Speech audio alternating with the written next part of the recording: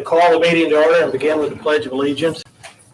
I pledge allegiance to the flag of the United States of America and to the republic for which it stands, one nation, under God, indivisible, with liberty and justice for all.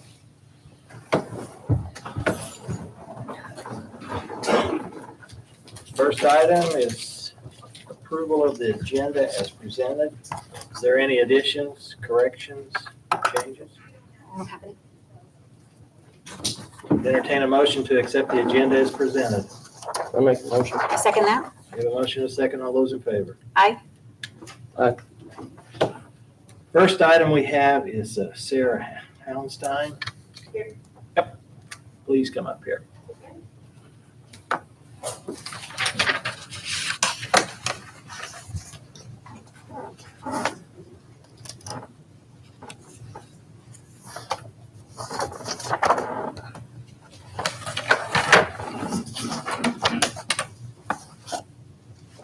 And you're here because of the property we discussed back months ago. Yes. So we've completed the survey, had lunch, do that, And you have a description of it. Mhm. And Steve, Yes. you've looked at it, it's okay for your maintenance requirements. Andrew, have you been provided this information? Okay. What they did, this was, the county, had a parcel of ground that was given to it when new 37 was actually built. Old 37 was, I think, a 1935 era. Here you go. And in the interim, at some of those corners, they had straightened out that weren't so it was making more of a radius. And it creates little spots along it that are county owned because they just gave us the title to everything. But it's really not relevant to the new road, and it's in a little wedge. Her husband, right, I think, came in here at an earlier meeting and we discussed this and approved returning that to them. They're the adjacent property owner. And they were to get it surveyed, described, and Steve was to okay the amount of easement required to maintain the road in that area. So I think she's to that point right now. Any questions for you I guys? have all the survey and stuff Right. underneath Yeah, it. it all looked. So I think what we have to do is put together whatever documentation we need to execute as commissioners to transfer title back over to them. Yes, I can get with her. I'll get the description. Okay. supposedly Lynch recorded it, whatever that means. Yes, it has to be recorded. His survey, he Surveys. recorded what he did, Yeah. but we still have to deed the ground back over Right. to you is what we'll have to do. I'm just saying that's where the description would be found. We'll get him the information Great. and then we'll go from there, whatever we need to do to get the transfer. Does Andrew want Great. this? Because I have it. It's all there. I'll forward it Chris is to sending it to me. It's all up there. Hard copy. copy and I'll send her digital copy. Okay, thank you. All right, thank you. Thank you. Next up Thank you, is Thank you. Travis Strickland. Thank you.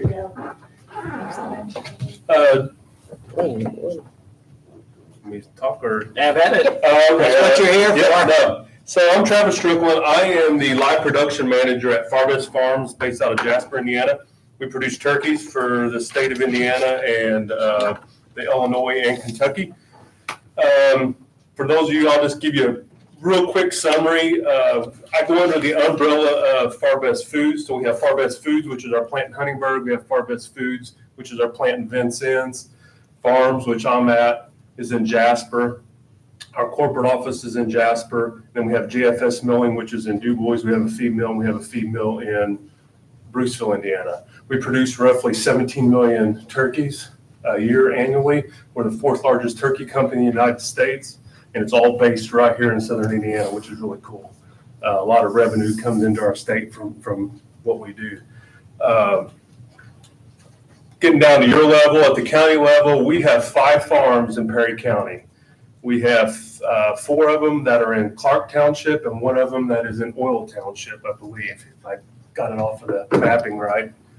2 of the farms that we have actually just built in the last, I'm going to say 5 years, that are off of Cottonwood Road. Josh and Andy Schaefer are the property owners. They're not here. They don't need to be here for this. But I do want to bring up an issue that we had about 10 days ago on a loadout on their farm on the Cottonwood County Road. Tri-State Live Haul, who does all of our live production loading, hauling live turkeys, they're not here. They're in transit to be here. We kind of got crossed up on time. And I'm not going to speak for them. I can only speak for what I know happened. They are a contractor for us, but they had some truck damage that I think occurred on Cottonwood Road, mainly to road conditions. Nothing, it's been dry all summer long. And that night, I think we had almost 2 inches of rain and we had some issues. There's a T intersection on Cottonwood that poses us problems for loading the turkeys and also feed haul. And that's what I'm going to get into. So just roughly a little background. I don't know how deep in the weeds you guys want me to go. If you want me to stop, I can stop. Most turkey farms do 3 1/4 flocks a year. And almost all of our turkey farms after our Vincennes edition are 3 barns, 3-barn grow-out farms. And basically what we do is we brood the baby turkeys on a farm. And at 5 weeks old, we transport them. They're called poults. We transport them to the grow-out farms, and then they rear them for 15 weeks, so 5 weeks to 20 weeks. So if you take that, then divide it into 52, it's 3 1/4 flocks a year they get. So what I want to do for you guys is kind of just go over a little bit.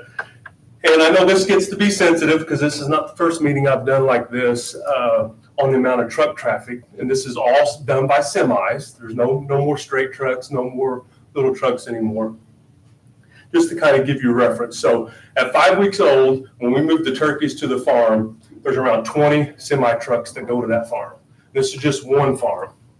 All right. And that's all within what kind of period of time? In about 30 hours. 20 trucks. Yep. And so prior to that, though, I kind of goofed up and jumped ahead of myself. Prior to that, it takes litter to get in the barn so that we can grow the turkeys. The grower does that. It takes 6 semi-loads of litter for that. 6. That's one time a year. Yep, 6 semi-loads.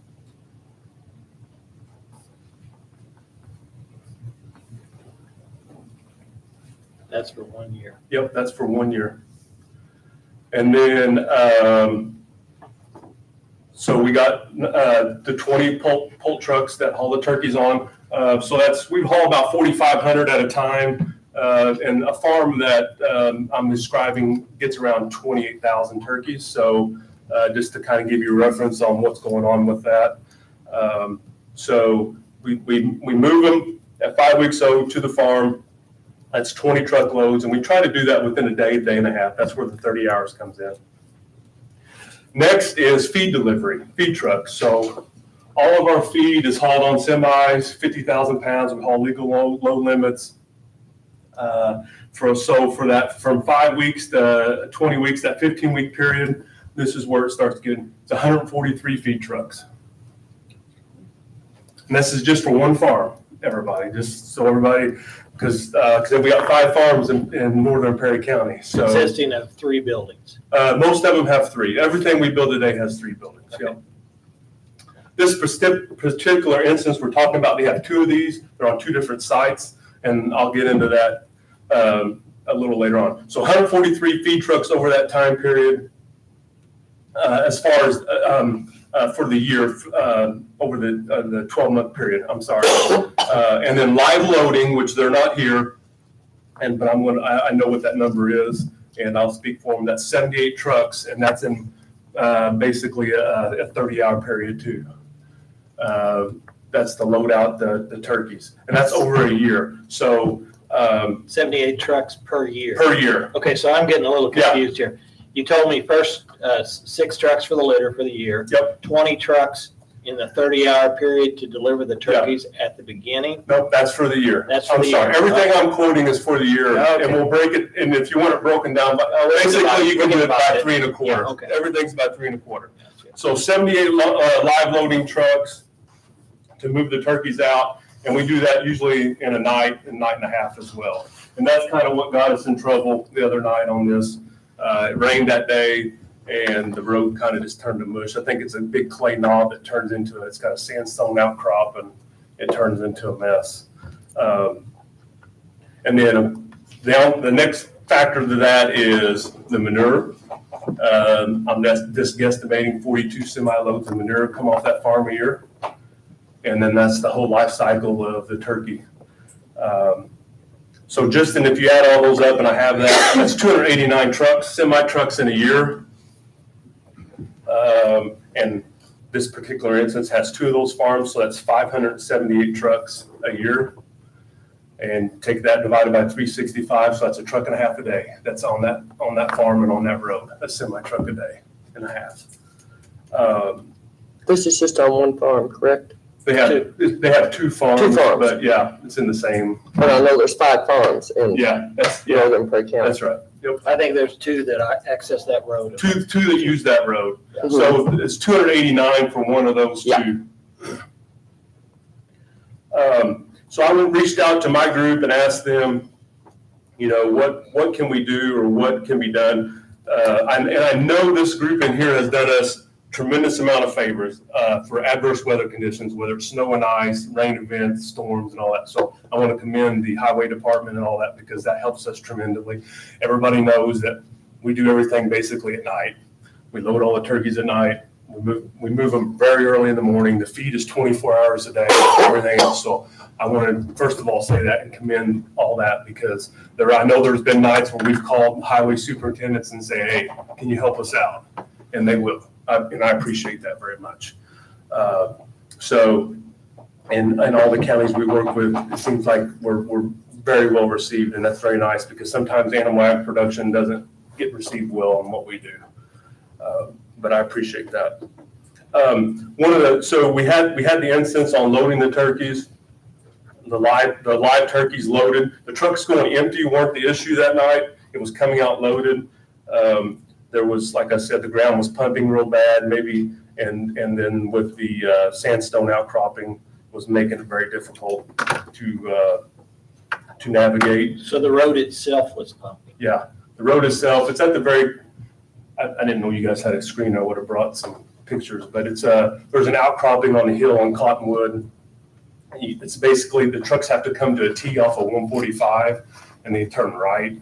And it's right there on that outcropping. You guys have did some road widening there. I think that's Apricot Road. Yeah, Apricot Road. You guys have did some road widening and stuff like that, which is greatly appreciated. But I think it's just. Okay, so you were on 145 turning onto Apricot? Yep, they take Apricot Yeah. to Cottonwood. Cottonwood. Yeah. Cottonwood. Yes, the Apricot and Cottonwood intersection is what I'm told. Okay, so I'm a little confused. I drove Apricot from French Ridge Road up to 62 that took me through Cottonwood. Okay, So this is actually a road. you just I came in probably the didn't- back way. Yeah, there's another Apricot turns and goes over to 145. Correct. Okay, I didn't drive that. Okay. Yeah, because we go That's on the other end 145. of Apricot, where you come in and. Yep. Off Yeah. 145. Yeah, we come off of 145 to Cottonwood and then turn onto Apricot off the T. And that T is where the issue is. The transition from Apricot onto Cottonwood? Or is that vice where versa, yeah. Okay. Either. So the live loading trucks have problems going out loaded. you're- Is that on a hill? Yes, Because I think I drove through that intersection. yeah. Okay. And it's kind of I'm not a truck driver, I should say, they can't really stop. They got to keep going. So it gets kind of dangerous because when they come out loaded or like our feed trucks, when I referenced our feed truck and our feed managers, they will spin out. So they kind of just keep rolling when they're empty. And evidently they made a mention to me the road gets very washboarded. Part of that's from our trucks spinning out. But part of it is, I think, just general maintenance and the amount of traffic that's on that road. It happens. But so the T that we're talking about is the issue. And I guess what I'm sitting here saying is I just wanted to reference you guys so you knew how many trucks were going in and out of there. That's a lot. And you guys know what the tax revenue and all this stuff is off our farm, so I'm not gonna get into any of that here. But just appreciate any help that we could get at that location. because there's a lot of trucks, good people. And, the one thing I will say also while I'm standing here is I have gotten reached out to by your county, whether it's some of the economic people or the water. Perry County wants our farms, wants turkey farms. We want turkey farms in Perry County. It's isolate. It works good for us. It's close. You know, water people who reached out. Yeah, but the water's the issue, right? It's tough. Because you have to have the potable water. We have to for the have, animals. our government is making it very hard to have surface water with the bird flu, and you guys know all about that. So, yeah, water is an issue, but if you guys can get us water, we'll definitely try to get you some farms. So we have a lot of interest. We just finished up an expansion of about 14 farms. We're building 6 of them right now, not in Perry County, but six are very local to Perry, very close to Perry County, and maybe Spencer County.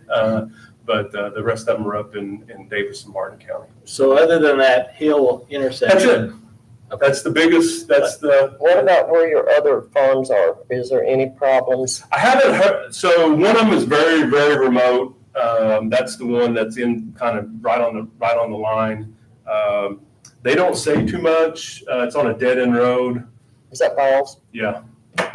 Marvin Ball? Yeah, Marvin Ball. Yeah. I think a lot of it is they probably take care of themselves. They do. They take care of that. All those roads are self out there, and that's not right. Right. And I will say that, and like I said, I can't speak for the Life Hall other than they're on the road here. Maybe they'll get the opportunity to speak. But the grower that night did spend a lot of effort and resources of their own putting rock on the road for us so we could load the turkeys and move them. And we will make that good for the grower, but it's kind of to your point, it's not the way it's supposed to be. But And that was placed on that T intersection? Yep. That's some distance away from where you're growing them. Yep. Is there plans to put more houses on the Schaefer farm? No, so they have the 2 farms, and that's about the max that we put in one spot. Just even though they're not in one spot, we consider that one spot. It's about 60,000, roughly 56,000, and that's all we try to do in one spot, just for disease stuff. I mean, you mentioned the name, so we got Marvin Ball in Perry County. We got Joel and Casey Wagner in Perry County. We got Sarah Richards in Perry County, and then we got Josh and Andy Schaefer who have 2 farms. Sarah Richards' farm's on a nice road, and Joe and Casey's farm is on a nice road. I do know that Joe and Casey have reached out to us about building more barns on their farm, and then there's been other farmers in that area that have reached out to me. One is the water thing, but the other is the infrastructure. Infrastructure is tough. It doesn't matter where we go. Southern Illinois, Kentucky, we have farms, and infrastructure always seems to be the bottleneck. And, a lot of people want to complain that we build our farms, close to town, but that's where the infrastructure is at. Right. Yeah, We don't have much choice. Yeah, so I'll take any questions. I want to know what kind of volume of water you use daily or monthly? A farm this size uses 60 gallon a minute in the summer. Okay. Not winter. One would? One farm? So One you have farm. 2, it's twice that much. Yeah, it's twice that much. 60 So gallons. why not in the winter? It's for cooling. Okay. We use so much water. Oh, in you the missed summer. it, yeah. Do Okay. you have like an annual number on that? And could you get it to me? Yeah, I'll get it to you. Yeah. One of our challenges as we look for expansion of the water line is volume. Yeah. I mean, we have a lot of national forests. Building a line through a national forest that has no consumption is just an extreme expense. But if we can get the volume through the lines, Right. then it helps the whole process. I know I was actually working with a boy that was off of 37. I can't think of the name of that road. You turn there, you actually go underneath the interstate. But he was running into volume issues. Patoka has our water in the northern part of the county is Patoka. So a good resource on that is Patoka Water or DuBois Water Corporation. I know and I can spit a bunch of them off. St. Henry just did a huge upgrade, and part of that was because of us. And would be the St. Henry and Ferdinand area, just because of the volume of water. Because probably about 10 or 15 years ago, we changed our metric on cooling. She had mentioned misters. We have a lot of farms that have misters. Now there's these fancy things called cool cell pads. They're these great big cardboard pads, and it's evaporative cooling what it is. Kind of like a swamp cooler on a house that they use in arid climates. And that's what we use on the turkey houses, but they use a tremendous amount of volume of water. Just normal drinking, you had asked that, is about 5 gallon a minute. Mhm. So that 60 gallon a minute, that's per house. So a 3-barn house will be 15 gallon a minute, just normal drinking.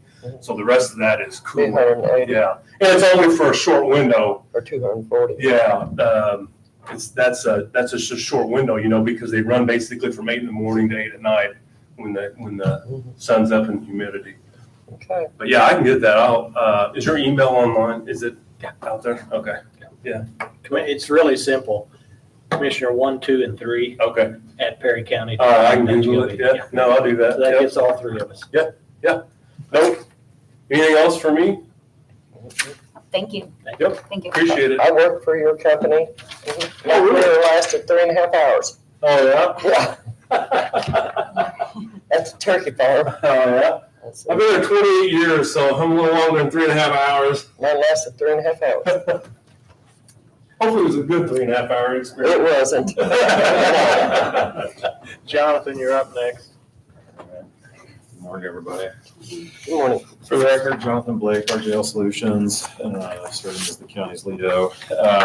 You do have my monthly report. Just gonna highlight a few things for you. First, we're actually working on a stakeholder survey as part of our stakeholder outreach and engagement. That will help us understand the overall satisfaction, emerging trends or needs, and opportunities for growth in the county moving forward. Per the schedule we put together, that's due to be out later this year. So I think in the next 30 to 45 days is our anticipated timeline for releasing that. We'll keep it out on the street for 30 to 60 days and keep pushing it out there on social media to get feedback, not only from residents and tenants, but also business owners and industries in the area. Big news at the county council meeting a couple weeks ago. I presented 2 tax abatement requests for WebWheel. You've likely heard about that by now. WebWheel is considering a 200,000 square foot expansion of their facility here in Tell City, or just outside of Tell City. The expansion would create about 28 new jobs and include about a $57 million investment. That includes $15 million of real property and about $42 million in personal property. It is important to understand that this is securing these tax abatements as part of the decision process for WebWheel. But the county council did adopt both resolutions which create economic development areas and preliminarily approve the tax abatements back on September 25th, and they set public hearings for those same abatements on October 23rd, later this month, in this room. So we'll be there. The site selector will also be present. I believe somebody from the company will be present as well to present those. We also have a meeting with the Redevelopment Commission tonight. As part of this project, the RDC had considered preliminarily contributing some funds for water and sewer improvements. So tonight we will be asking the RDC to make a motion to approve those funds to be used for that purpose or commit those funds officially. That will then come to the commissioners for approval later this month and then to the council following that. One thing to note there is we will be including some handcuffs, if you will, that require the company to get reimbursed those funds. So they won't just get a blank check for $200,000, but there will be some requirements there for them to get reimbursed. I have a tour later today with Wapaka. As you'll recall, earlier this year we had anticipated doing that, but due to the extreme heat, they had suggested that we reschedule. So we're doing that this afternoon.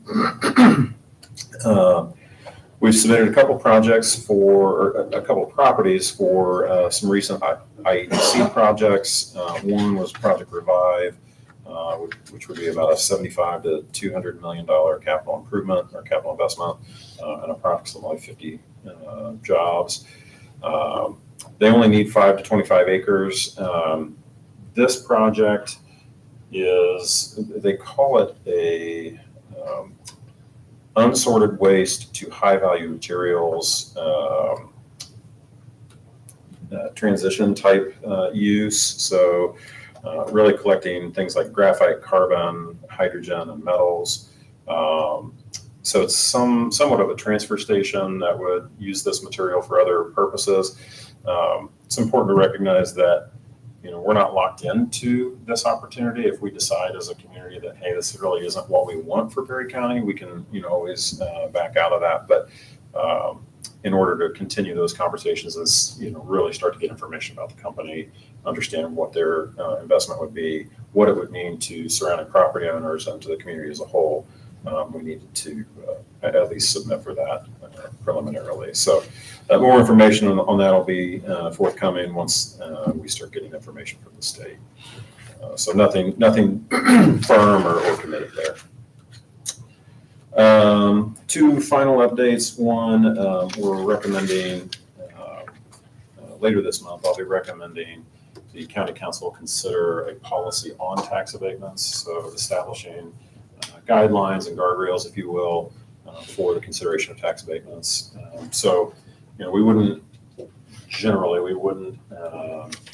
recommend the same level of tax abatement for a business that is going to invest $50,000 and hire 2 people as we would somebody who's going to invest $57 million and hire 28 people. So these recommendations will put some guardrails up to help the county council and elected officials moving forward understand kind of some recommendations on what tax abatement structures should be in place for different types of investments in the community. So we'll be recommending that later this month and let them review that with requesting a further action later this year. We'll also be preparing some similar recommendations for the Redevelopment Commission to consider when they're considering TIF or tax increment financing. And then the final update, actually 2 final updates, I already said that, but we are recommending, as you're aware, an update to the county's brand identity. We learned that PCDC owns the rights to the current brand, and so in order to help separate and really distinguish the county from that organization, we think it's in the county's best interest to really create a new identity for itself, and something that the elected officials can support. So we are going to be working through that. That is our recommendation, and we'll be bringing back some recommendations for the commissioners to consider.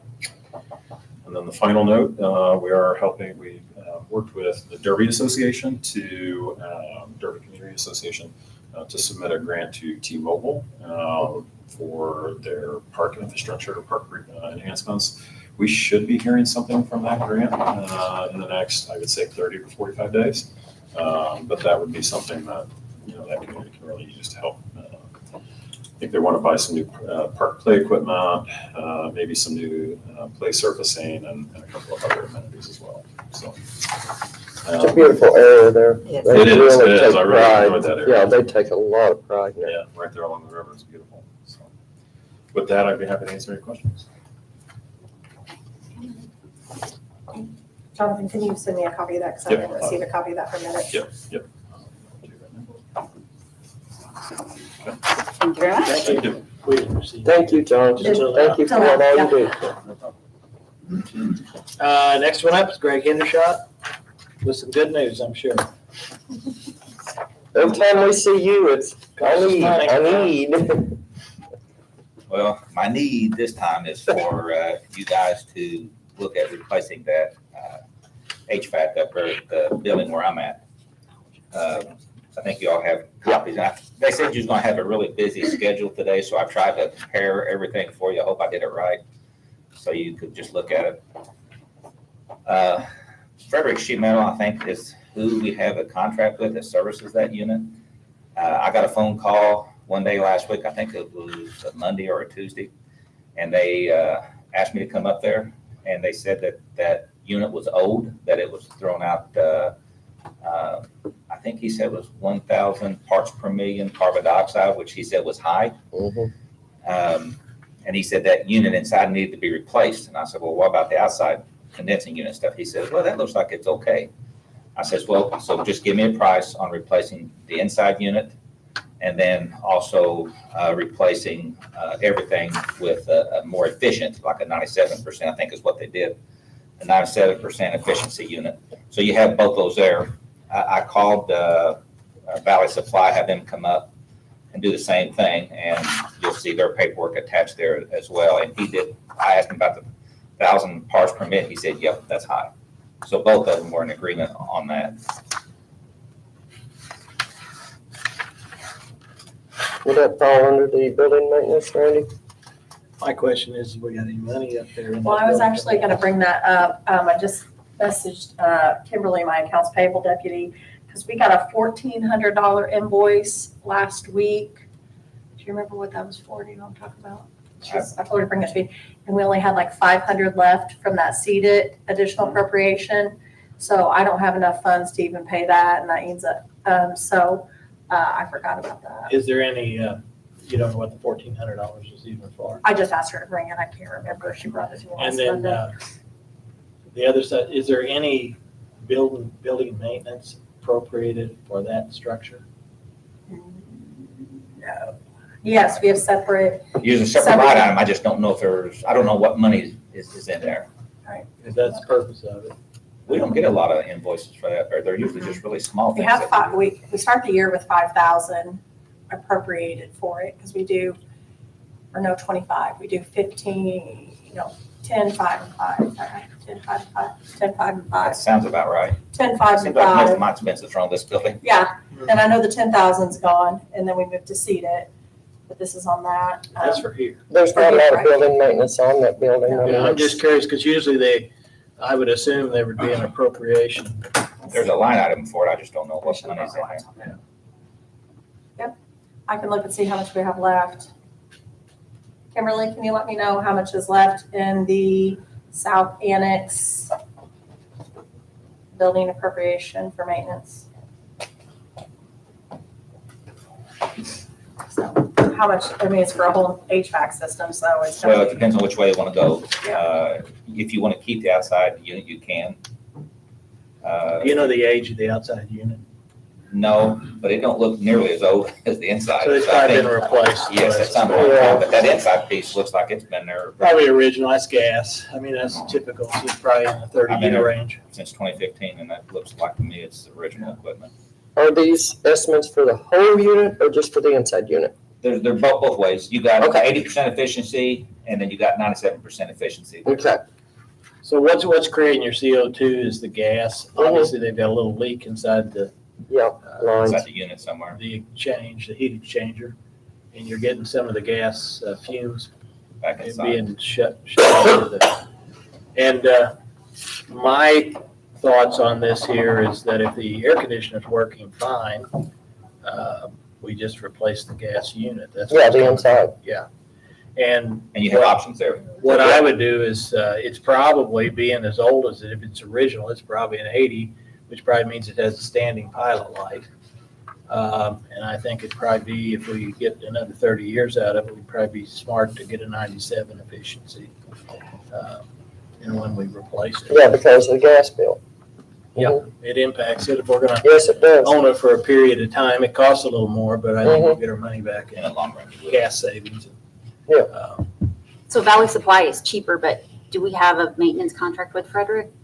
I think we do, because they come up there and service that unit. They come up there a few times a year and service it. Whatever's in place was there, I think, prior to me coming in to do it, but they've been coming up there ever since I took over the maintenance duties. The question is, we're $110 difference on that 97. Do we have to take the lesser? If we have contract, we, do, I mean, I'd like to see the contract just to make sure we're not. Yes, Yeah, I'd like to see the contract too. See where, there's the two You know, if it's comparisons just there, for and it's the what's there 97, now, and there's I'm wondering, $110 difference we in the have to- prices. take the contract. Is there any difference? Fredericks is usually pretty good though about, you can call him, I know Molly's called him Pretty several much the times, and same. Ed comes up, you know, he's, Both of them use, I've dealt with both of them. They Yeah. both are really good about coming out Yeah. when you need them. I think I can tell you the difference in the pricing. I think that the Bryant might be a little cheaper than a Carrier. And if they priced a Payne to you, Fredericks, you could probably lower their price. Because Payne is it's made by Carrier, but it's not marketed. So those are always a little less money. I've heard of Payne. I've heard plenty of them, Carrier and Bryant. Yeah. I've just never heard of Payne. For South Phoenix, we have $2,478.13 left in maintenance, building maintenance. How much? 2478.13. Who would have that contract? Probably, Do you have it, Chris, probably for Chris's Frederick? office. For Frederick? Yeah. I don't know if we have a contract with Frederick on that. Who tells them to go up there and check it out? Not me. No. They So check they- it? They've been coming up there, So ever they since I annually check started it? doing maintenance, they've been coming up there servicing that, It must be, it's not an annual, so it must be one from, We would dig that up and just see it that Do way. you want to table this until our Yeah. next meeting so we can try to collect some of Because this? if we're under contract, then maybe we're gonna 2 have to. weeks, can you live with that? I'm not there as much as the Purdue people are. They're in there all day long. I'm in and out Hopefully we get it because pretty I'm doing quickly. other stuff in other parts of the county.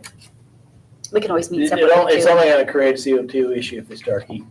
Yeah, that's So, something that Well, it's gonna be down in the 40s. It's coming up, was that this week, Friday? So I think, probably that thing's gonna be kicking on and running if it gets down in the 40s. we can have a special meeting. We can do Yeah. that. We So can I have a need to special check and meeting see if before we the end have of the week. The contract. Two. contract with Fredericks. Yeah, What it states. Okay. If you just let me know which way you're going, I'll call them and get it started. Just let me know. Well, I think we got to find out what our commitment is contractually already before we do this. So we can have a special meeting before the end of the week Yeah. to It just takes us 48 approve hours, it. once we get our information. Everybody's okay, we If can you have, want to stick around, I can have Nicole dig it out right now, but you guys probably want to review it before. yes. Yeah, so, okay. Do we have a carbon monoxide detector in there, just in case? No, nothing more. We should CO2, put one in there. it would be a good idea to keep one in there. I can call and have one put in if that's what you want. I mean, I think what she's looking about is like a plug-in. Yeah, You one- put it- Yeah, they're, I can go purchase one. yeah, they're fairly cheap. Yeah. Just, it's a Just put their mind CO2. at ease. Yeah, just to make sure they don't get elevation levels in there. That should be what, $50 maybe? or- Probably if that, They're cheaper than that. My smoke $10. detector has it on it now. yeah, I think there's, I can book it. that'd be good, thank you. And we'll let you know something for Just let me know what you decide on and I'll call whoever you decide to go with and get it done. Thank Okay, you. I want to ask for a motion to table that until we collect the additional information. Make a motion? Second, All those in favor? Aye. Mindy?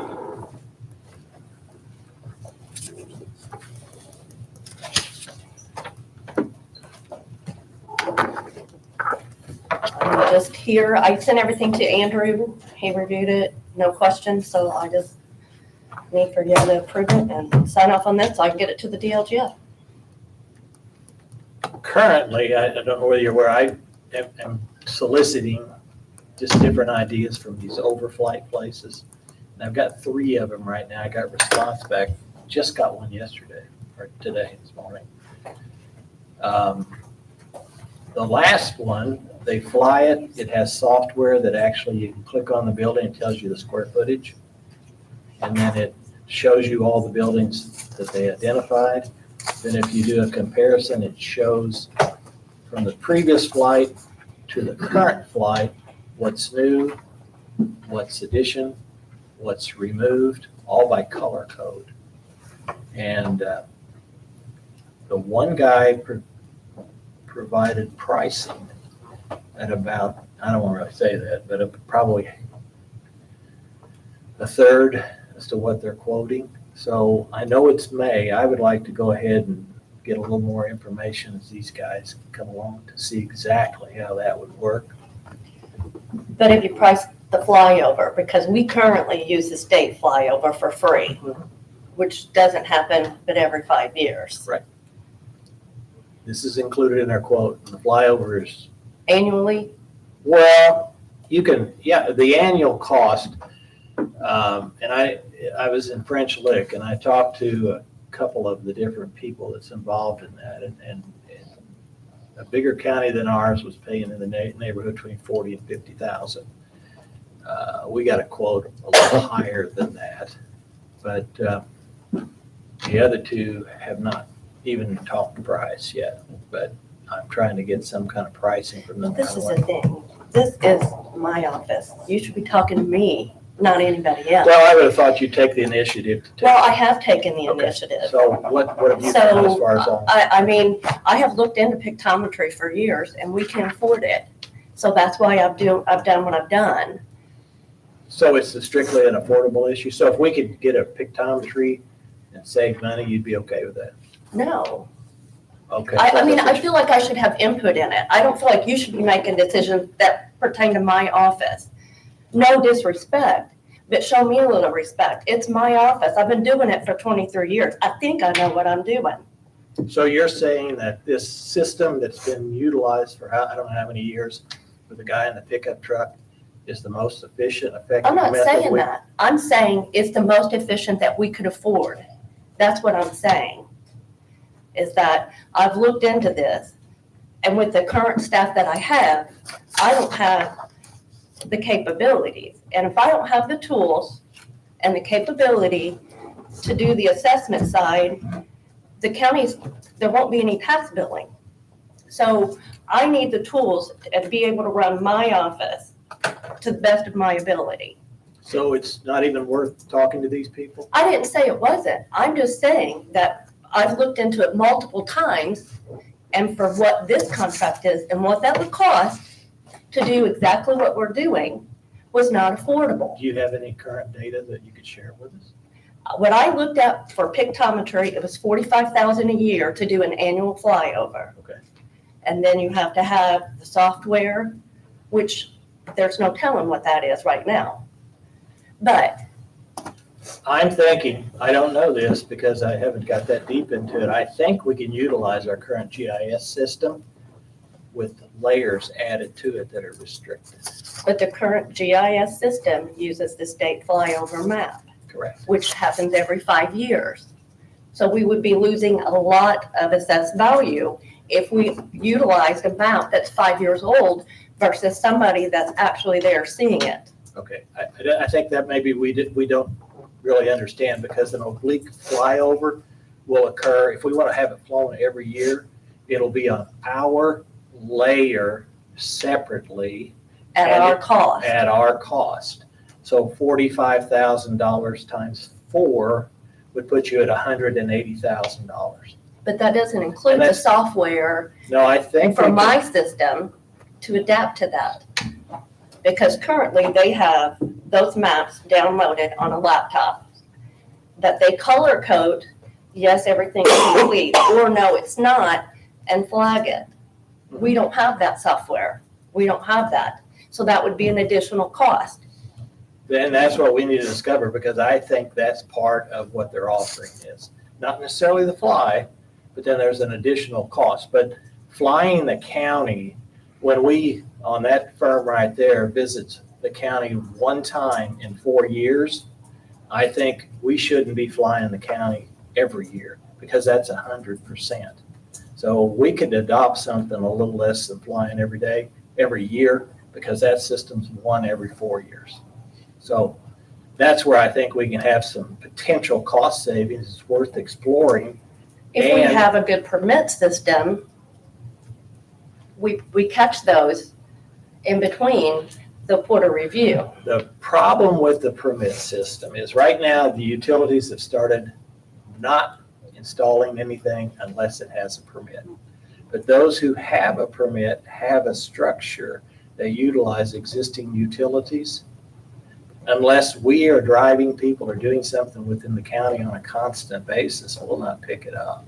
We have no So- accountability if they don't get it. So with a flyover, it will be identified that now all of a sudden what was a house now has a barn.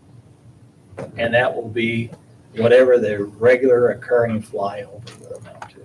So, and I'd entertain anything you've got. I'd appreciate looking at it, that you've done the research, looked back and had all this here and share with us. Just for comparison, this is a 4-year contract at almost $400,000. And if you've set through the budget meetings. I have. It's tight. So with that said, I mean, I think we need to explore it. It doesn't start till May of next year. Yeah, it So seems like we have a little it's 6 time. months. I Yeah. mean, We've we got a have little that time to to- look. Yes, Yeah. I think at other what, I think things. what Mindy is asking is for her input. So what if we put together a couple meetings, sit down, find out what works for you guys, what you're willing to work with? And, I mean, you guys obviously have to be on board, it's your job. If you're not liking one company in the program, if it makes your job harder, it's not gonna be worth the money, even if it is cheaper. So why don't we, And Put pull together- in some vendors. How long has Tyler Technologies been with your office? Pardon me? How many years has Tyler Since Technologies? 2004. That's a long time. it's a long time. And I mean, I do believe that they should get the input of, I mean, you guys are doing the work. I mean, there was a time when the department heads and the commissioners and the council were one team. And I appreciated those times. And the lack of communication, when it directly involves my office 100%, doesn't go over very well. Did you talk to any of these vendors at French Lake? I talked to multiple vendors at French Lick. I was there for 4 days. I talked to a lot of people. So did you talk to the people that are flying the state? Did it fly this day? Yeah, they got the contract to fly the state. I didn't get quotes on them, but yes, I did. And did you ask them about this They do, big tower? it's a cost. Yeah. But I don't have that price because we use the state flyover for free. When did the decision have to be made for this? Pardon me? When does the decision have to be made for Tyler? The bid has been opened, so it has to be awarded within 45 days. By state statute? Or I, is it by? that's Andrew, I believe that's a state guideline per the contract, is it not? I can't remember if it's statute or a guideline, but generally, those contract terms or bid terms will have like, this is only good for a certain amount. I think It's in the that's for the notice to vendor, a bid. lot of times it comes through, but that would mean we'd have to actually rebid it or something, or ask them what to upgrade their price or whatever. I can take a look about the timeline, Okay. I'm not 100% sure. You took care of that notice to bidder, right? You took care of that notice to bidder, I didn't. Yes. correct? So it would have been stated in the notice to bidder. I mean, that's how we typically do it with the highway contracts and everything. I believe it had it on there. So I don't necessarily I think sent it's you a that in the statute. beginning, didn't I, Andrew? What? I sent you that request for bids in the Yes, I beginning. think so, yes. So that'll have the, if there's any kind of peculiarities with the notification.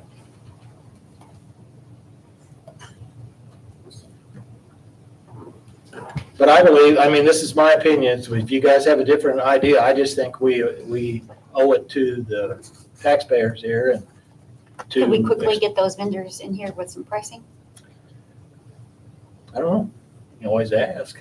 I mean, they're, We the can one call guy, the your one guy department. that I ran into up at the, that's flying the state, he just responded to me this morning. But that's within a few days, so that was relatively quick. The What other if we one, I put a think, team together, you and whoever, and if you'll check with them on, we can get. there's 3 of them out there that I've actually. Table it contacted. until we can get something together from Mindy's office Yeah, as we probably vendors. Yeah. Okay, would that be all right? Don't have a choice. Thanks. I'd entertain a motion to table this till we get more information on the cyclical reassessment. I'll make a motion. I second that. All those in favor? Aye. Minutes from 9/16/2025. Do we have any additions or changes? I make a motion. Second. Motion and a second. All those in favor? Aye. Payroll for 9/26/2025 in the amount of $197,786.19. I make a motion. I second that. All those in favor? Aye. Payroll withholdings for the same time period, 9/26/2025 in the amount of $42,618.70. I'll make a motion. Second. All those in favor? Aye. Health claims in the amount of $62,274.19. I make a motion. I second that. All those in favor? Aye. Aye. Dental claims in the amount of $188.62. I make a motion. Second. All those in favor? Aye. Vision claims in the amount of $191.79. Motion. Second. All those in favor? Aye. Aye. Life insurance claims in the amount of $1,578.12. I make a motion. I second that. All those in favor? Aye. Solid waste claims, and there's been an adjustment here, changing that amount to $4,521.37 because we had funds set aside for installation out at the Branchville site, and it was charged over to solid waste. Chris never got the bill. They sent it directly to Wes. Wes then was going to pay for it, but it's part of the package to put that compactor in. What was the difference? Uh, What was the number? It's changed to $4,521.37. It's like $1,400. We had to, Yeah. because the motor's Mhm. bigger, it actually required to change some of the boxes and that out to accommodate the new compactor. I make a motion. Second. All those in favor? Aye. Okay, with that said, we now have accounts payable that increased just slightly too for 10/6/2025, and it now increased to $914,814.25. It's just switching from the. 914, 8 what? 914,814.25. I make a motion. Second. Motion and second. All those in favor? Aye. Last item we have here is the capital projects fund appropriation. And you remember as we went through the parking lot out here with the vendor, he said when they started to work on the parking lot, there may be a couple areas that are soft that need to be dug out. That So had to we get- wedge them. Yeah, to get a better job. And this is the additional money that was associated with that. We discussed it. We don't want to pave over soft spots, I so didn't put the amount on there. I'm sorry. $2,900 is what it was for those digging out and repairing that part of the parking lot. So we need to go ahead and ask for additional appropriation on that. I make a motion. Second. All those in favor? Aye. Next item up is that we have the WTH agreement. I don't know whether you've taken a look at it. That has to do, that's the co-op from Du Bois County. I think they want to flip back and forth, have access to ours, we can have access to theirs.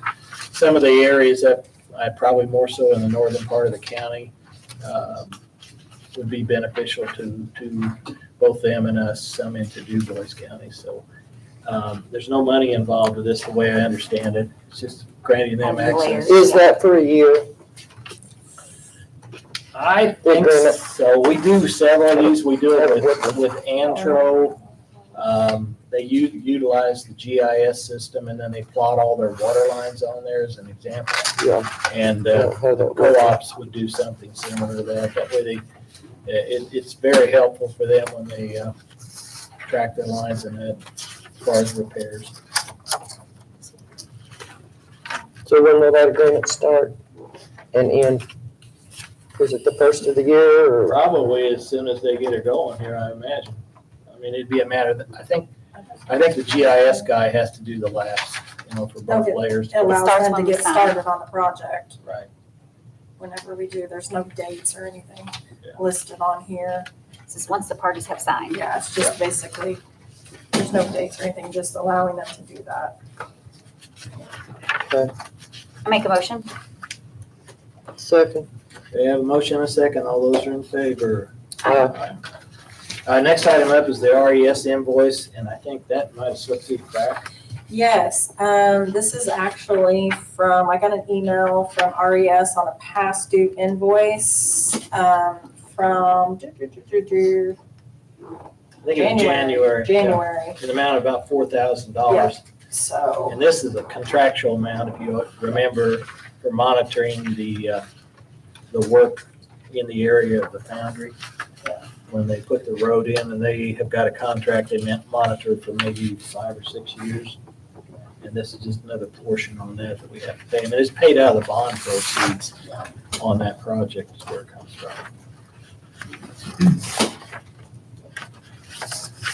Any comments? No, it's contracts, gotta be paid. That's where we are with it. Is it okay if Aaron Emerson's name is on there? Should that be They're all updated through to? her, the bond and everything, all that's through her, Okay. the permits and everything. We've done them through them, so even with going From the RJ out. beginning. I make a motion. Second, All those in favor? uh, Next item up is the solid waste. Fortunate enough, we've been able to find a used compactor. I brought him along. A new compactor is in this model is $110,000, just the compactor. Receiving container is in the neighborhood of around 20,000, which we bought them for less than that. But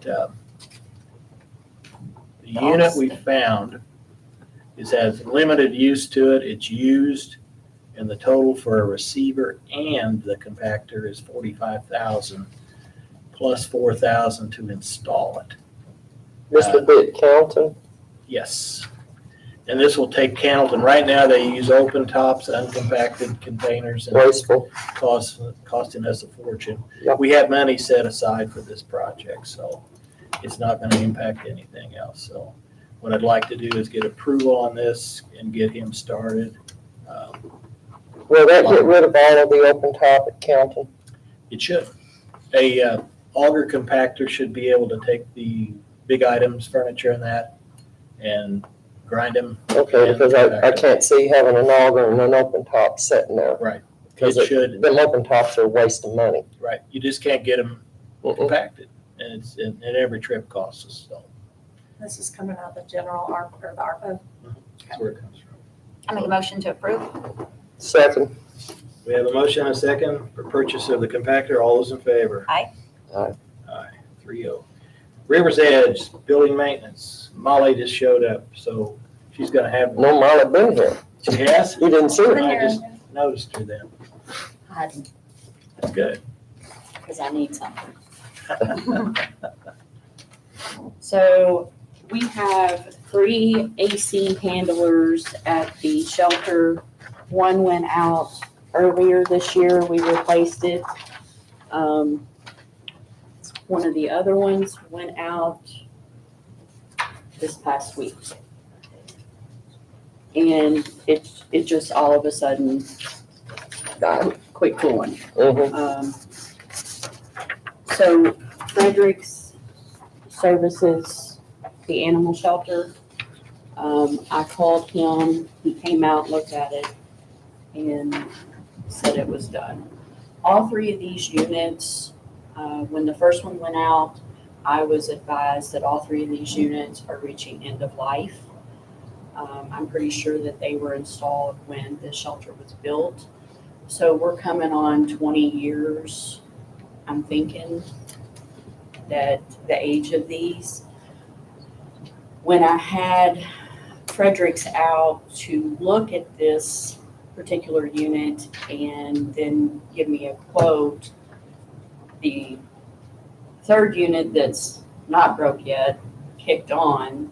I'm just giving you all a heads up. The 3rd unit kicked on and Ed said, that doesn't sound good. So just kind of making you aware that it's gonna be time, the 3rd unit's gonna go down before too much longer. And I think what's happening, the one went down, so the 2 had to work harder to compensate for that one. And now the one's gone down, so now the new one and the old one is compensating for the one that's gone down, and it's just wear and tear. And the environment of the shelter, with the animals and the urine and the ammonia, it's hard on these pieces of equipment, I've been told. I have a question. If Sure. the other one is going to, it's down the pike, it's gonna go out.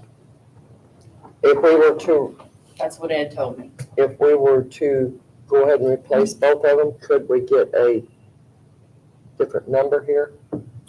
I don't think you're gonna save a lot. The only thing is that, what has happened, and just to share with you a little bit, the council, because they're short on funding, Mhm. they're taking a sum of money Yes, out of that I know. account that was set aside for maintenance building on that maintenance. building.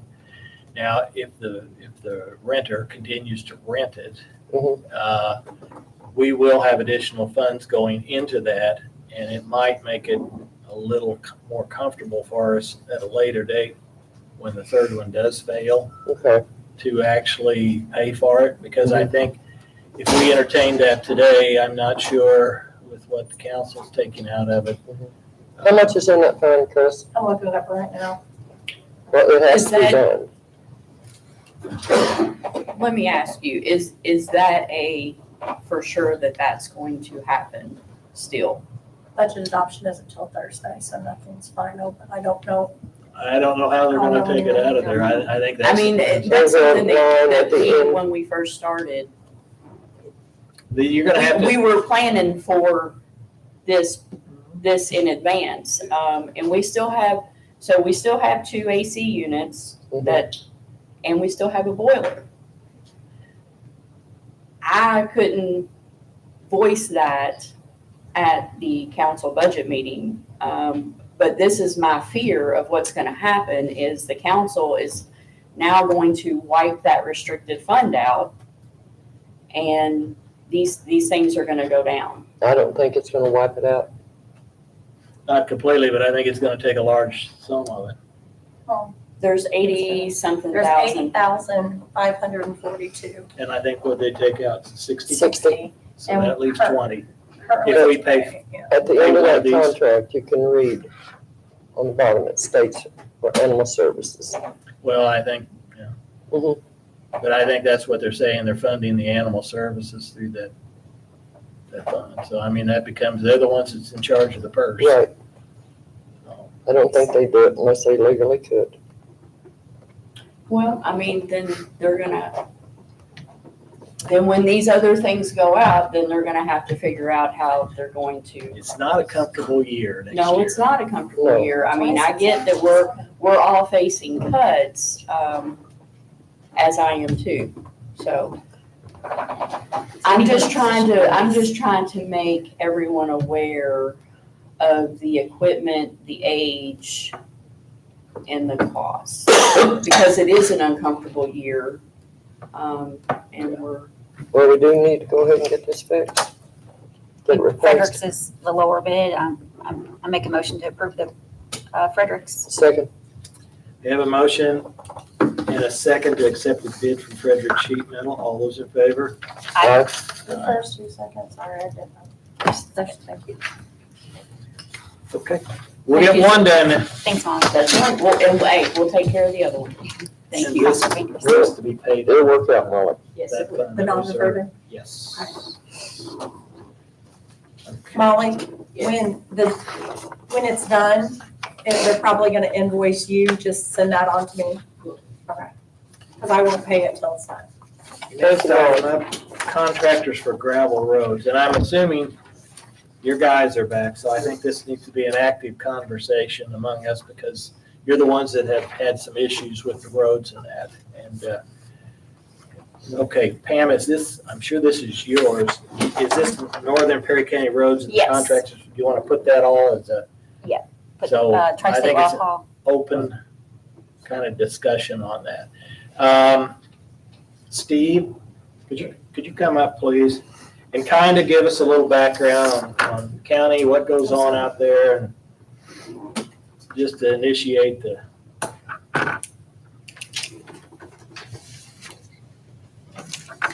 Is this gonna be together a contract for gravel roads? Yeah, pretty and much. Northern Perry County Yeah, Road this is Commission? the Okay, whole- it's all together. The whole issue up and Okay. Cottonwood Okay. and apricot, those sections this year.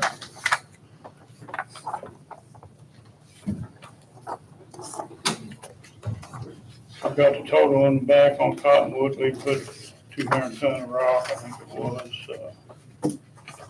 200 ton on apricot, we put, over 400 ton, I think it was total. Yeah. And this was 410 after the ton. incident. part of that was actually dates on there when it happened. So here, if I'm looking at Cottonwood correctly, we've only got 2 days. Let's see, we put basically 25 tons of rock on that road. Am I looking at that right, Steve? When I look here, 10/2/2025, 200 for all of them. Yep. I'm thinking that these last two are, There's 72 ton on 10-2 and then 24 ton on 10-2 on Cottonwood. And where are you reading that from? This- see, that goes into another road down here, it's up here. Oh, okay. That goes into a different road on our software system. What we typically do, this time of year when we start getting some moisture, getting some rain, we try to get all the roads graded, especially all the hills that we can, and try to get the washboards out.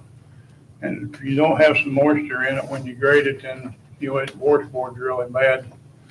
Just a couple pickups and it gets washboard in again. So we try to, after, like tomorrow's supposed to rain most of the day, then we'll have everything we can grading and dragging and try to get the roads all in good shape, and then we see where we need rock at. And in November, we spent the whole month of November hauling rock on the road, getting ready for winter time. On this particular road here, I didn't know there was a problem with it until Pam called me and told me there was. I called Josh Schaefer and talked to him about it, and he said, I'm not mad at anybody about this. He said it was bad timing. He said the timing was worked out bad. He said if it had been the day before, the day after, there wouldn't have been a problem. He said, I keep some rock here, and he said, I put a little bit on a couple of spots on that hill. The road had been graded the week before this. So then we started hauling rock the next day.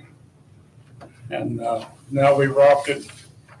Pam wanted it rocked from the Turkey House to 145, and we have rocked it completely, continually from the Turkey House to 145. We finished it up Thursday. And if we put more on it right now on the hill's already getting washboardy.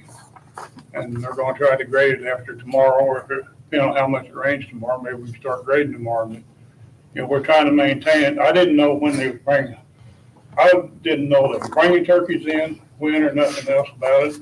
And I can't control when it rains, so, I don't feel like we aren't taking care of the road. The grader's been on the grader and dragged 10 times this year, it's been mowed.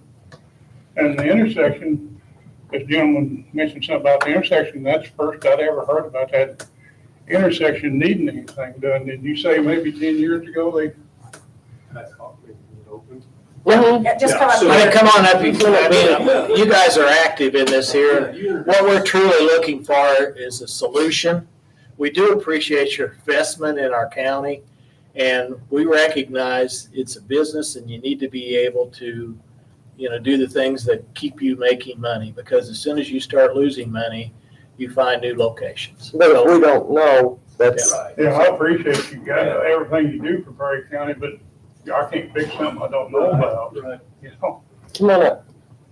You just gotta get up here.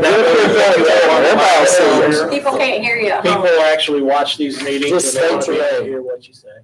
First off, folks, I apologize for being late. I didn't realize the time change. I hope that wasn't disrespectful. Fine. The gentleman here, I actually drove out to the farm Friday and they rocked it. What has happened, the road gets soft and it had eroded, and it's to the point now where natural sandstone step-ups are in the hill. So the rock just spins off those. I spoke with Mr. Schaefer years ago when he built, and I don't know if it's anybody in this room he spoke to, but he said the conversation then was, look, if you put these turkey houses in our county, we will fix that hill. And I thought the conversation was a chip and seal to eliminate the washboarding this gentleman was talking about, but I have no facts, no names, so that's. That would not have been any of us. Okay. Wouldn't have been me either. Yeah. Oh, yeah. It's been quite a long time. But, So I didn't even know about that. yeah, what happened like the last time we loaded out, originally feed truck haulers feed truck drivers started calling me and saying, hey, you're getting ready to load out, you're not gonna make it. And, they said, they're spinning out and damaging equipment, trying to get back up out of hill empty. With us, we have a little bit more advantage coming out there because we're loaded and you don't get that empty chatter. But, after the third load the other night, we did have to start backing down the hill, and then Andy Schaefer was nice enough to bring gravel out on the county road because we were rutting. And the road's narrow, so you can't move left or right. So is this on the actual hill where you're getting ready to turn on to Apricot? You know, where you come up to the hill and I think it kind of bends up on the, Yeah, that great big, that's where it was? that great big hill, yeah. And they had to back down and let him get ahead of them with the skid steer and try to put rock in the ruts, because when it rained, it just turned to mud. And if I can make a different, take a different angle at this, can I take 5 more minutes of your time? Sure. You can take what you need. We're trying to resolve an issue here, so it's not. Okay. And I know the thought might be, hey, why are we doing this for a turkey farm? My son, 10 years ago, built turkey barns. Young fella, 18 years old, he built turkey barns. And Travis Strickland, my son Clayton, my other son Clay, he runs our trucking company. But my son built barns 10 years ago. And I'll tell you folks what, he built them, and Travis will testify. My grandma's farm, my mom's farm was a rundown mess, okay? Since he built them barns, he's built a new home, he's improved the farm. He spends thousands and thousands of dollars a month in DuBois County. And I just think if we could get a little bit infrastructure up here, I think it would be to everyone's advantage in Perry Yes, County. it would. Because my son works for Far Best Foods, and I know that family personally. They are outstanding people. They pay their bills, but that's just a different angle to look at. Mhm. I know you're thinking, boy, we gotta work on this hill and stuff, but I think the benefits far exceed the expense, in my opinion. Mhm. But that's all I have, folks. But would it be out of the question to chip and seal the hill? I don't think it'll hold up, be my opinion, with truck traffic. Just get soft? Somebody, Pam, did you take a picture of that one? Yeah, balls. Yeah, Balls. there's a picture somebody sent to me of a chip and seal job thinking they would do the same thing. All we see on the edge of the road is a little bit of remainder of that, and it's turned back into rock due to the heavy nature of the vehicles coming up and down. It's St. not Minder good. Lake Road. Yeah, one of you sent that to me. Yeah, St. Minor. Here's my thoughts. Now, Steve, you make mention that you need water. Okay, one of the challenges, you don't work in the rain, do you? They do someday. Okay, well, maybe we ought to start with, but do you have a scar fire on that grader? We got one grader with a scar fire on it. Okay. What you just identified, I drove that road Sunday from French Ridge to 62, Apricot, Cottonwood. And ever so often, and it's not just necessarily in the area you're driving, I hit something that was like driving over riprap or something. Just- Sandstone. And I looked back and I could see it looked like huge either rocks or something that's in the road, and you're not gonna grade that out of them. That has to be cut. We've spent several hours in the past 2 years since we got that hammer, that mini excavator, busting those out where they're at, where that ledges come out on the hills. We've been trying to bust out all we can of them and haul that big rock off and put some better rock in Something there. has to, because I think that is what, as I went up the hill, I know one of these hills that I looked at there in the washboard, the rock just went on top of it. That hill is boom, boom, boom, boom, boom, with all that hard pan underneath there. Mhm. So I can go out and put 6 inches of rock on there, and it's like marbles. It's gonna go to the side. I'm gonna get it wore down to that. You're gonna be back in the same Hammering shape you step all the way was through there. before you started. So from what I've seen is that I think the road needs to be scarp ironed.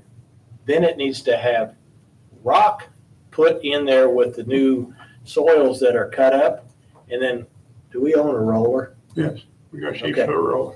We don't need a sheep foot, we need a flat We roller. don't have a flat roller. We need something whenever that road is actually put back in shape with the rock on it, where we roll that back in to keep the water out of it. We should be able to make a gravel road that's passable, that doesn't just pound the crap out of you when you go through it.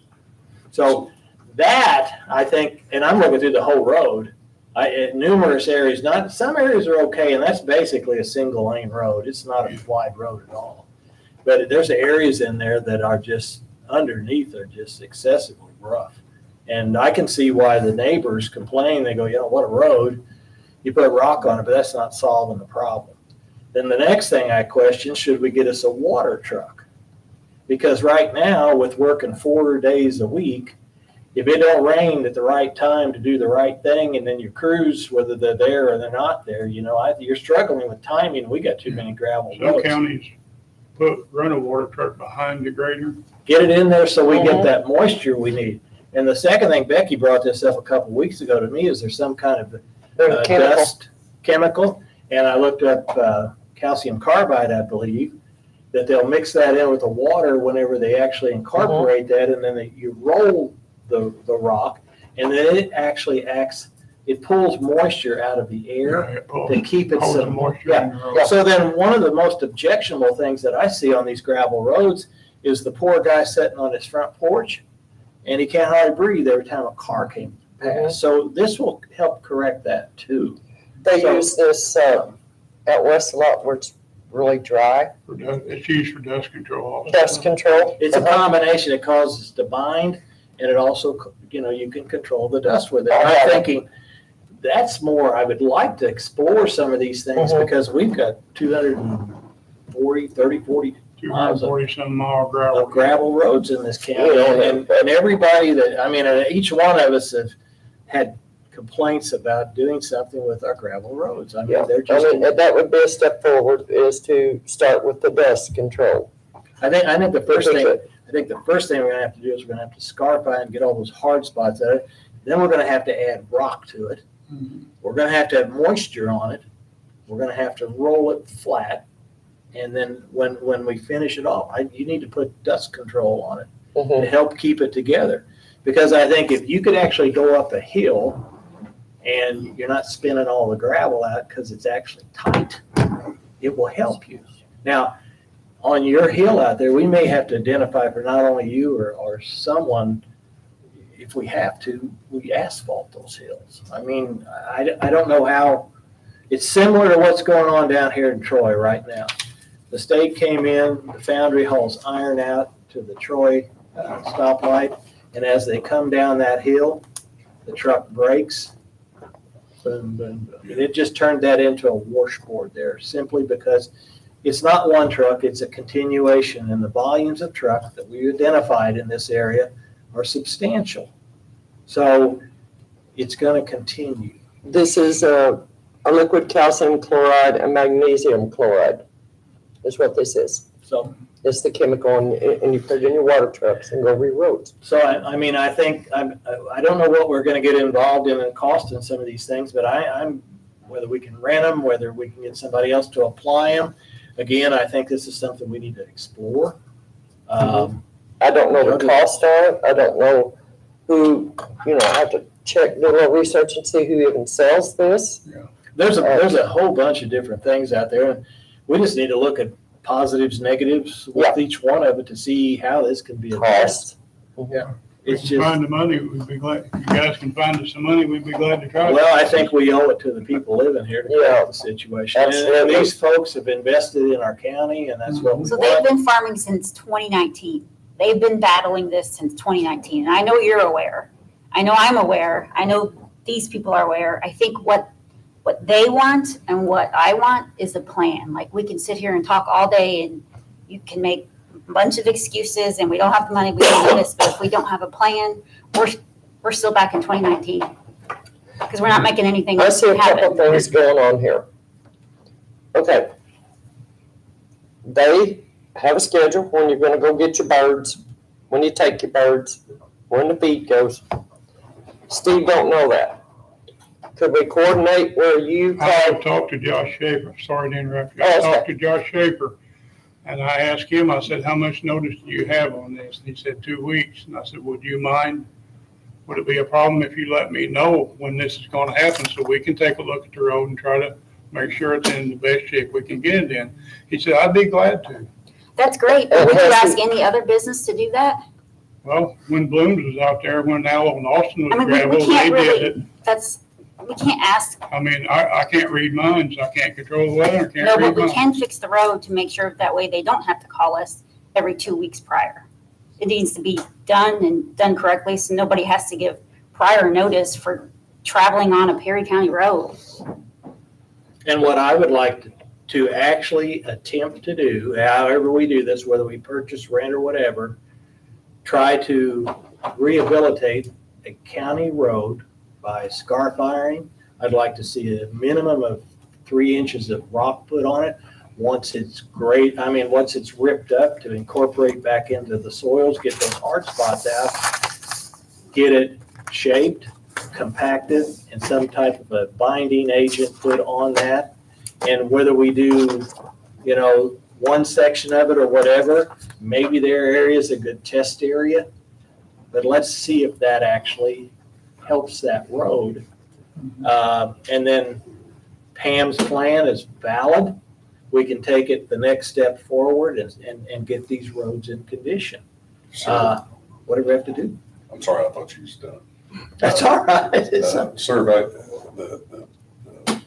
you pointed out those sandstone ledges, that is the biggest problem. They can be pulling the hill and then trailer wheels have to jump up on that ledge and that's where they spin. Well, it's not the greatest pickup truck through there. And through that whole road, and if anybody wants to do it, they'll see what I'm talking about. If I invested in a newer automobile, every time it felt like I ran over a log on a county road, I would be a little upset. So it's something that we have to address. And the road looks good, and then all of a sudden you hit one of those things. And that's, some of them's down kind of in flat areas, not necessarily on the hills either. So those things have to be addressed. Those are first. We appreciate it, folks. I'm gonna get out of your way, but so I just wanted the understanding. We came here asking, not complaining. We've had damage, some high-end equipment coming out of there. It's just you can't put 600 horsepower on a truck that's chattering. We've damaged equipment and I know some feed haulers that are owner operators they now refuse to go in there and I hate, like I was saying, I just look how my son has done the last 11 years in turkey farming. He has spent a ton of money and I hate to see young folks miss out on that, because of a road, Schaefer's had really, it's very nice, the work that they've done out there. They've really It made a is nice nice, farm. because I drove, there's several of them out there. There's one on an asphalt road that's a very nice. And actually, it's, I'm not taking away from the turkey farms, but there's families that live on those roads. Sure. And they have to deal with this also. Yeah. That's And a one sad thing about situation. it, I will say this here, I drove the entire road, never ran into another vehicle. I did pass one gentleman with his wife on a side-by-side. So it's not heavily traveled unless it was just Sunday when I was out there. But again, we just need to correct that situation. So. We appreciate it. I just think the young fella up in this county wants a nice business. I just think it's a really nice business. My son's got a family of 5. His wife's a stay-at-home mom, and I'd just like for folks up here to have that opportunity. And we pay that guy sitting right there to grow our county. So Okay. we're on the same page with you. Thanks for listening. Thank you. folks. Thank you, guys. Thank you. Thanks for coming up. Any more questions? I really, if you got a scar fire, is this, you can run a sheep's foot roller over the top of it, but it's gonna have to get flat and get rolled back flat, because we The can't. round rollers won't do it. Round one will, on that finish, because we have to make a surface where that water gets Yeah, but out not- of that road. Not when you first do it. You need one with a flat roll. Or if you could, it's a self-powered sheep foot, you can pound everything back. You have to You pull pull the it? tractor. Okay. But, I think just with this waiting on the rain, I really think we need to look at what we can do with some type of a water truck or a tank on the back of one of your dump trucks. I looked into the water truck thing and we at the time, couldn't afford it, but, if we can come up with the money. Can you get somehow. some numbers for us? Because I think water out there, because you're sitting here waiting too, and it's just like Pam's has an issue out there right now, and as rough as that is, told me, it needs moisture, Yeah. okay? We can't wait for it to rain, because then we'll have a day, it'll be a Sunday or a Saturday or whatever. We need to be able to address an issue like that. And if water is the restrictive part of it, then we need to get some way of getting water on the road. And I think anything we use for dust correction is gonna be probably a liquid that we put back in the same tank and distribute it the same way to roll it Yes, back well. on. So I think that and potentially, I don't know, a flat roller, something, we have to get that compacted and smooth. And, We gotta get the rock out, or the sandstone. yeah, you've gotta get We've that. dug out several spots on that road in the past, but, there's more. It just, There's- there's a There's lot. sandstone ledges that need to be Same as Canada Road. dusted out there. I was just wondering what that was, because I drove through there, what are those hard spots in Yeah, there? that's where the ledges come out, and that's where we get the soft spots in the winter. If the road goes through, that's where it happens. Right When the through those road was rocks. originally I built, guess that water falls on ledges, Probably. comes out in the road there. them roads were, when they were originally built. They were probably horse and buggy trails to start with. Right, correct, but and then as years went on, there was more traffic, more homes, businesses. Yeah. And, But those things are just awful. but we gotta get ahead of it. Right. We gotta get ahead of it. Can you get us some pricing on some of that I'll stuff? get you some Steve? pricing. And don't wait till the meeting, share it to us so we can start. Okay. So the other part of this, I would like to talk about, so on the gravel roads right now, you guys are hauling the gravel out. And I know I've made the suggestion to you at least 4 or 5 times to contract some of this hauling of the rock out. We're gonna save money for, first of all, your guys, our maintenance of our equipment, and it's gonna get the job done faster. Like we need ditching, we need mowing, we need grading. It's not like you guys are doing a bad job hauling the gravel out there, but to me, it's not making any sense. When you're talking about hauling that gravel out there, we had the rocks there in our pile. And I don't know, Marilyn, back this morning, I haven't had a chance to talk to her and see what we got in the budget. I'm not comfortable with ordering something if I can't pay for it, if I don't know if I can pay for it. It's probably illegal for me to order something if I don't have the money to pay for it. You guys said you'll get the money. Moser sends us a bill every week. Every week there's a bill from them in the mailbox. And how long does it take to get the money into account? It's gonna take longer than that, so, I'm hesitant to do that. You're right that there may be times that we need to hire somebody to help us haul, but this situation here wasn't one of those times. Correct, but Because so this we is got- what I would like to propose doing, is we need to get the bids out there. I'd like to have at least 3 contractors. Anytime we can call, and because if we only have one contractor, and then I call and say, hey, I need gravel, it could be 3 weeks out. We do an annual bid, and Moser's the only one that bids. But this bid would only be for the hauling of the rock, delivery, and spreading. So we can have hopefully outside contractors that are be more willing to submit a bid for it. We can do per township. They'll tell us what it is to haul, and we can always keep those.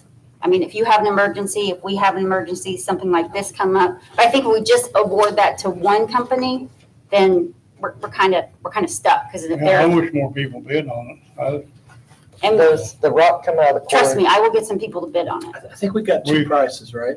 We got a delivery price and we got a pickup price. We pick up part of the rock out of Tower or Temple, and the rest is delivered to a pile at the garage. So Yeah, see, we- you could we've got- you could hire an independent Yeah. company to pull it out of Mulder's quarry, and we Yeah. still would not have That'd violated be Cape Sandy. it'd be probably Tower. Would it Cape be Sandy Tower back or would it be on the- Cape Sandy? Yeah, that's down the river. You don't haul anything out of Cape Sandy. Do they even No. load trucks out of there? That's all river barge. I don't know if they do or not. Tower's right, the similar road Yeah, back down there is where they. So Spencer County also, they contract a lot of theirs out. Not all of them. A lot of them, we're still gonna need some of these smaller trucks. Which takes me into a whole nother thing of, we have a purchase order out there for some more trucks. If we contracted out some of this gravel road, do you need 3 more trucks? Our newest trucks are 2018s. We got 3 of them. They've got over 100,000 miles on them, and everything else is older. We have to be able to get the snow off the roads when it snows. I agree with that, but I don't know if you need 3 trucks, if we can get some of these other trucks to haul some gravel.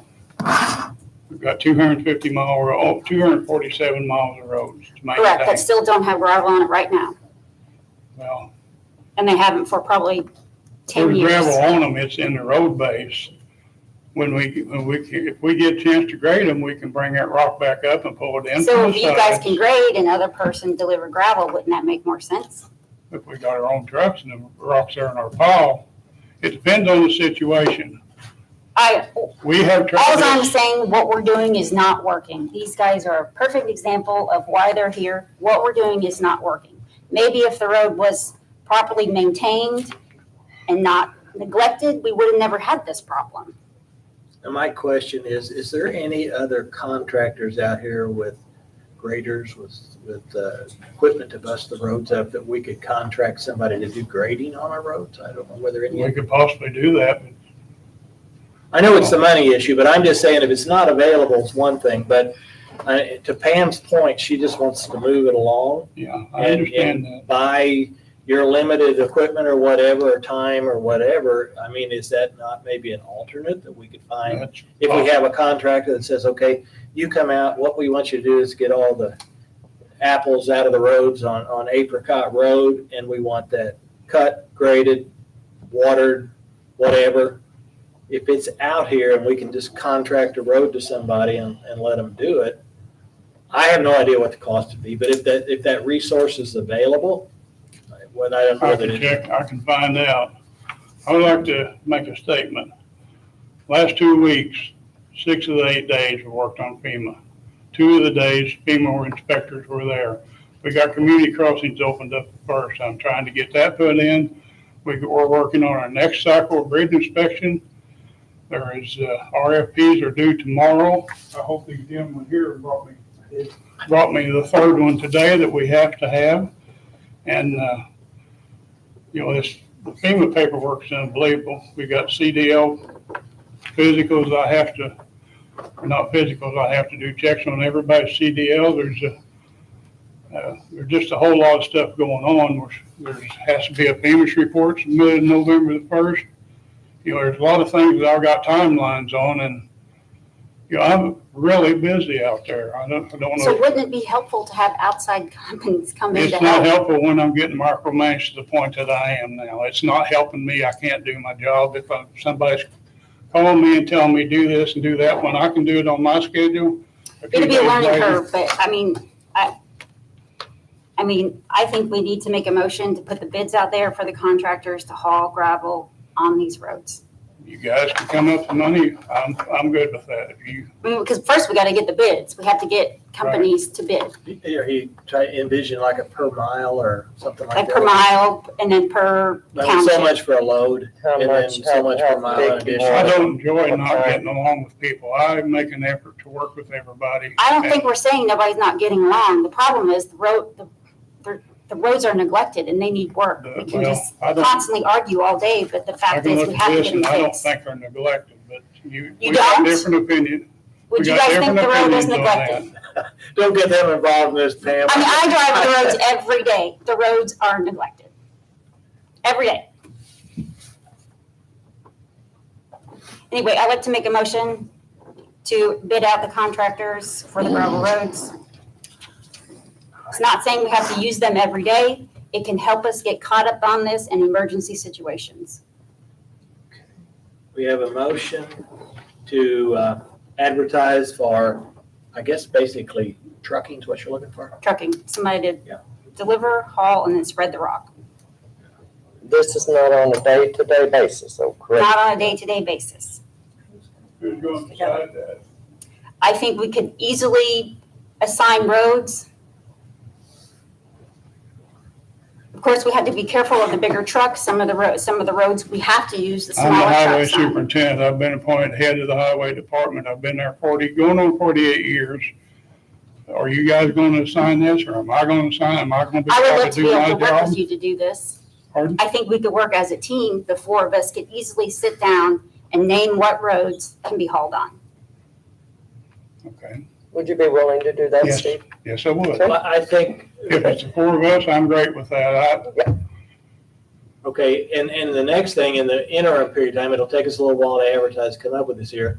I would like to also find out what other resources are out there that could help you, and I'm talking about grading and shaping and things like this for the roads. Mhm. Because I think you don't have the capacity to meet the need out there. And however we get those alley apples out of the roads, Yeah. they need to go. I mean, that's. Maybe I've and looked at this situation here wrong. I feel like I'm being mistreated I or think- abused. No, I think Things we're- that nobody can do. Yeah, we are exactly on the same page as those guys are. We're trying to come to some type of a reasonable solution. Yeah. They want to operate their business without damaging their equipment. We Right. want them to locate here in the county Yes, and continue to provide tax revenue bring to us. You're interested in getting the roads put together as we are.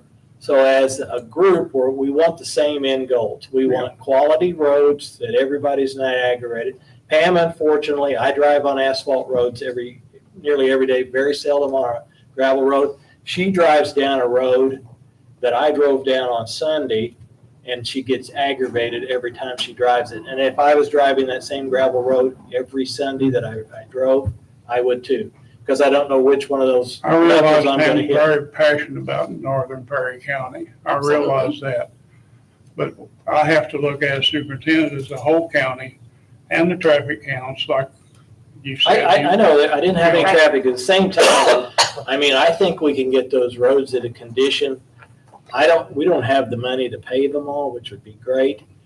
But I think we can get them in a condition where you don't aggravate everybody that drives on them to go home. Right. It's a very nice area up there. I drove through that, and I haven't been through there in a while. It's a nice area. And I think it's, whether it's residential or what moves into that area, Yeah. it's something that we need to seriously look at for development. Yeah, I agree with And, that, yes. And we don't, it's no different than the people who have to haul their water if they have to drive down a road that's just drives them crazy every time they drive on it. They're going to be less likely to locate here. Those guys are going to be less likely to build additional barns here. And So we we're all all work going, on that curve. I the same didn't know, thing. that intersection, this is the first I've heard of that. but I know what you're talking about because you're coming up the hill there and you're thinking, I don't want to slow down here or stop just in case somebody's coming. I want to take that all the way up and come up on top of the other road and it's a little, so whatever we can do to make that an easier pull. And I know I went down it, I didn't go up it. I know what they're doing. I know the road they're talking about. Right. It's a problem. It So would be really good too if there was some more communication. anything you That's can why I share. called Josh, and he said, I don't mind doing that at all. If it would give us 2 weeks notice to make sure that everything's okay out there. I think to Pam's point, they Pam really says really you shouldn't shouldn't have to. We need to take care of our roads. Yeah, the roads really need to be, and we In the need to work meantime, that's together on what we're that. gonna have to do, because obviously, they're still running business, but Okay. in the future, we shouldn't have to call and get permission to drive on a road. We don't have to agree on everything, Okay, but we work. The motion But was out it's there. all good to work together on Okay, that. so what, Pam made a motion to solicit bids. bids on, it's basically the trucking, delivery, spreading of rock, the different townships. But we will work together with what roads need this. Yes, Okay. this is basically just to get us a price to get started. If Yeah. Steve can see what kind of private resources are out there, Mhm. and maybe we can address it. kind And of it will also together. put his team ahead of the 8 ball too, Right. because winter's coming on We need to get and it done. it's, you know, Who's putting the building or the bidding specs and notice to bidder and all that together? Because I don't know I'd appreciate if Steve would, you're familiar with that, but if you can't, I guess. No, I can. I'll some- find the time to do some that. of worse than others, and Simplified, Yeah. Steve, what we want to do is not, like a normal road bid. No. We're trying to haul in either, I know I'm a new guy. come up there. My name's Brent Winnell. I was with DuBois County for 11 years. What you guys are talking about, we actually, in our annual bids, did delivery to each township. So they would deliver to each township, and it was whether it was on the very edge of it, whether it was in the middle of it, townships were the easiest. We had 12 townships, and that was what we did. don't we have that? We have that with. But see, that's through Walzers, is Right. what it is. I think Right. what we're looking at is sometimes Walzers, I think they were out 2 or 3 weeks with the ability to Right. haul. But what I was saying is you could use that skeleton for your locals, your independents, all your traction drivers, your asphalt guys that haul asphalt, that could haul on a backhaul, could haul rock to your road. Sure. You can mirror that spec to simplify it for yourself, so you're not rewriting the whole dang thing for yourself. Yeah, okay. That would work. If we gave them, especially if we had a way to give them flexibility. Yeah. To do that, we might get a better price, because it's all about equipment utilization. I was from DuBois County. I'm down for Butler, Fairman, and Cypress, so we went to the consulting world. But Mulzer would utilize their independent drivers to haul to us as well when I was there. We would set it up a plan and they would haul to us. You were their engineer. Yes, I was their engineer, correct. So, yeah, I would recommend that though, if you want to use your independence, you use that, There you don't go. not rebuild the whole dang thing for you. That's a lot of work. Problem solved there. It's a lot of work. All right, thank you. All right, so Cool. Steve, you're gonna put something together and get it out so we can get some Yeah. pricing, and then you're also gonna look for resources. I think the motion's still out there, nobody's. motion. Motion, Pam made a motion. Becky seconded. All those in favor? Aye. Aye. Motion carries 3-0. That's it for today. Our next meeting is Tuesday, October 21st at 6 PM. I'd entertain a motion to adjourn. Make a motion. Second, All those in favor? uh, Thank you. Thanks, guys. Thanks. Thank you guys. Have a good day. thank you for everything you do for Page County.